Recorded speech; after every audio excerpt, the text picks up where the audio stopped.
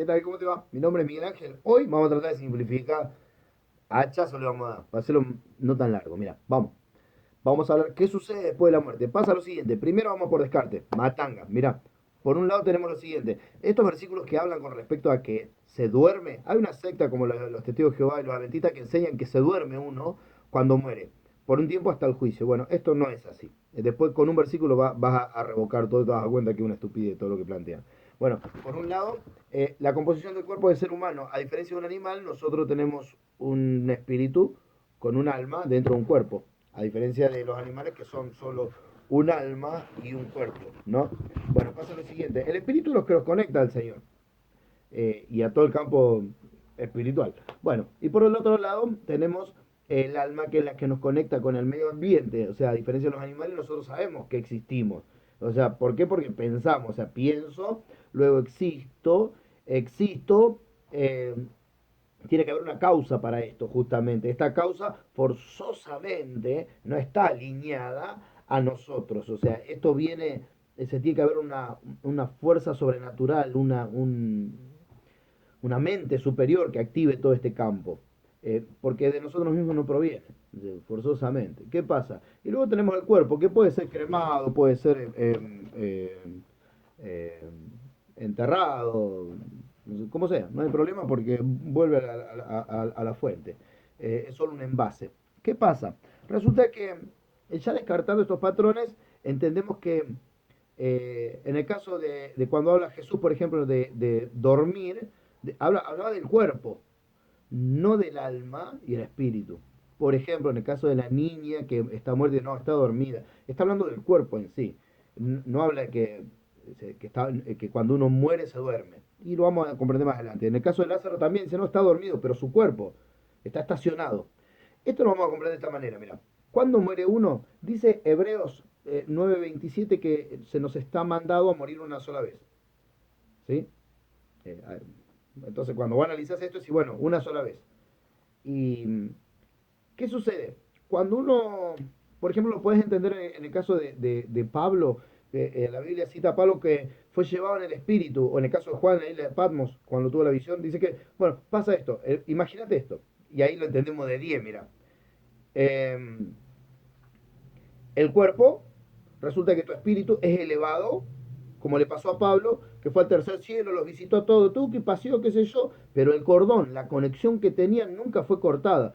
Si esa conexión se cortara, Pablo ya no podría volver a ese cuerpo. ¿Sí? Bueno, esa conexión no fue cortada. Entonces Pablo volvió a su cuerpo y siguió trabajando. ¿Sí?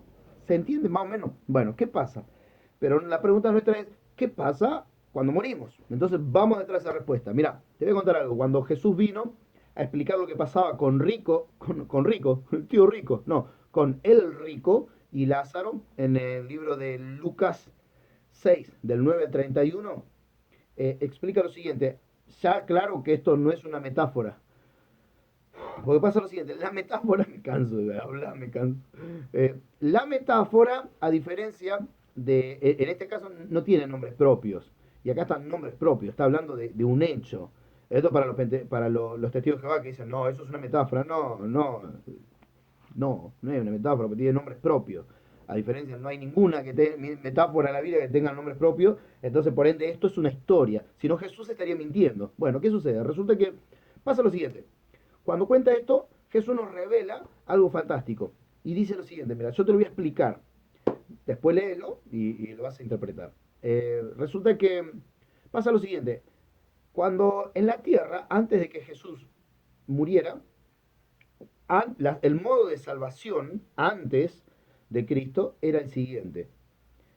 Descendían al infierno, la Biblia dice que el infierno está en el centro de la tierra. Había algo que se llamaba Sheol. El Sheol significa lugar de los muertos. La traducción es Hades en el Nuevo Testamento. ¿Qué pasa? Mira qué loco.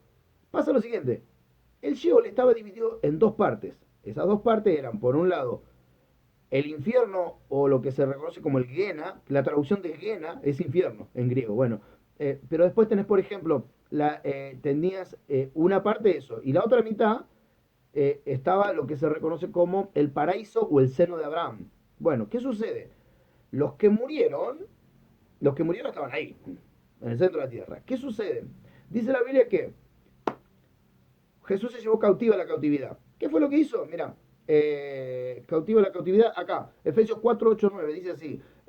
Subiendo lo alto, Efesios 4, 8, 9 dice, subiendo a lo alto, llevó cautiva la cautividad y dio dones a los hombres. Y eso de que subió, ¿qué es? Sino que también había descendido primero a las partes más bajas de la tierra. ¿Qué hizo Jesús? Cuando muere, va al centro de la tierra, agarra a los que están en el paraíso a los que están en el paraíso y los lleva. El paraíso estaba en el centro de la tierra, les dije recién, ¿no? Se llamaba el paraíso o seno de Abraham. Los agarró y se los llevó toda la presencia de Dios, ¿sí? Bueno, y ahí esa es la gran obra de Jesús. ¿Qué pasó? Los que se quedaron en el Sheol, en la parte del Gena, el infierno, tienen que esperar ahí hasta el juicio del gran trono blanco de Apocalipsis 20:11. Lo pueden encontrar, dice, y vi un gran trono blanco. Y bueno. Después, ¿qué pasa? Eh, Resulta que nosotros sabemos que estaba Juan en la isla de Patmos y escribía ahí el libro de Revelación de Apocalipsis. Y dice así, Apocalipsis 9:11, él cuenta, dice, vi bajo el altar eh, las almas, y cuando uno hace voy a hacer una pausa ahí, mira. Él dice vi, o sea, él con sus ojos vio que las almas estaban debajo del altar. El altar, ¿sabes lo que significa? El altar es el lugar del sacrificio, o sea, es la cruz.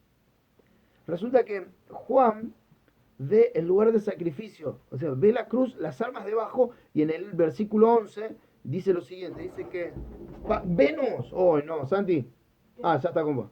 Tengo dos gatas y una la corre más a la otra. El griterío se escucha en casa. Bueno, y entraron justo las dos, una tras la otra. Bueno, más allá de eso, a lo que voy es a esto. Resulta que pasa lo siguiente. ¿De qué estaba hablando? Sí. Estaba en el altar del sacrificio. Resulta que las almas, en el versículo 11 muestra que no tienen este cuerpo, sino que el cuerpo que tienen, ¿sabes cuál es? Dice que se lo identifica con unas vestiduras blancas, dice el versículo 11. Y esas vestiduras blancas van a tener las almas hasta que tengan el cuerpo nuevo, porque Dios, o sea, tiene un cuerpo nuevo para nosotros que va a ser el glorificado. Bueno, ahora que terminaron los ruidos, pasa lo siguiente, mira, qué loco. Resulta que cuando uno analiza esto, dice, che, bueno, ¿y qué pasa cuando muero? Un montón de data te tiré. Mira, el primer cristiano fue un ladrón, el que estaba al lado de la cruz. ¿Y sabes lo que le dijo Jesús? Y esto te tira abajo todas las estupideces que dicen los demás.